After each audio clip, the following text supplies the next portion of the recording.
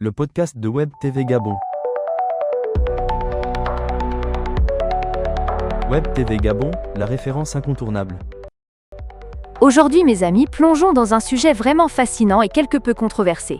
L'idée d'une société sans école, telle que théorisée par Ivan Illich en 1971.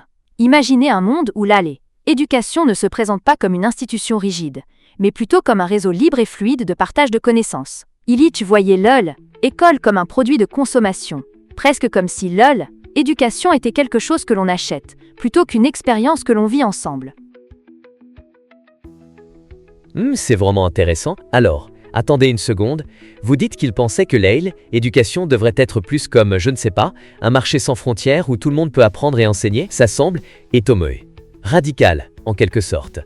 Comment cette idée a-t-elle été reçue à l'époque ? Oh absolument! Ça était considéré comme un peu utopique, oui. Il prônait des réseaux de communication culturelle, dit des lieux où les gens peuvent se réunir et partager des connaissances, un peu comme des centres de documentation ou même par le biais de l'enseignement entre pairs. Par exemple, imaginez un groupe d'adultes se retrouvant chaque semaine pour partager des compétences pratiques comme cuisiner des plats du monde entier ou apprendre à réparer une voiture. Peu importe les niveaux d'éducation formelle, chacun a quelque chose à apporter. Waouh! C'était comme un cours de cuisine géant, mais tout le monde devient à la fois chef et apprenti. C'est tellement pas haut. Le collaboratif. Mais on se demande aussi comment assurer une certaine qualité de l'enseignement, non ? Comment éviter le chaos total ? C'est une question très légitime. Illich croyait que, en favorisant l'autonomisation des individus dans leur apprentissage, on pourrait réellement faire confiance aux gens pour se former eux-mêmes. Il voyait l'éducation comme une expérience collective, pas comme un service que l'on consomme. Et c'est vrai que cela peut sembler un peu risqué, un peu comme ouvrir un restaurant où tout le monde est à la fois client et chef. C'est une belle image. Mais alors, vous pensez que ces idées sont encore pertinentes aujourd'hui avec les systèmes éducatifs qu'on connaît, surtout après, vous savez, la crise du Covid-19 ? C'est exactement le point.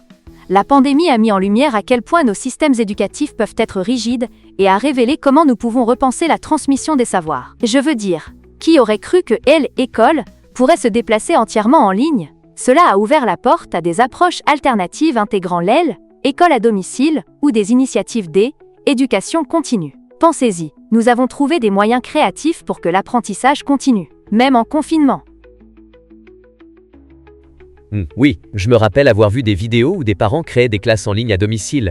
Certains prenaient l'air, se promenaient dans la nature tout en apprenant. C'est tellement inspirant. Pensez-vous qu'un jour on pourrait vraiment voir une société sans école traditionnelle ?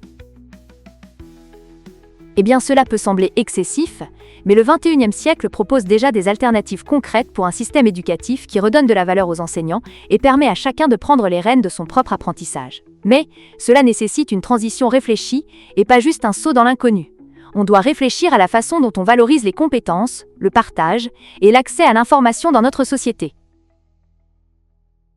D'accord, donc ça ne veut pas dire juste se débarrasser des écoles, mais en quelque sorte les réinventer, non ? C'est vraiment captivant.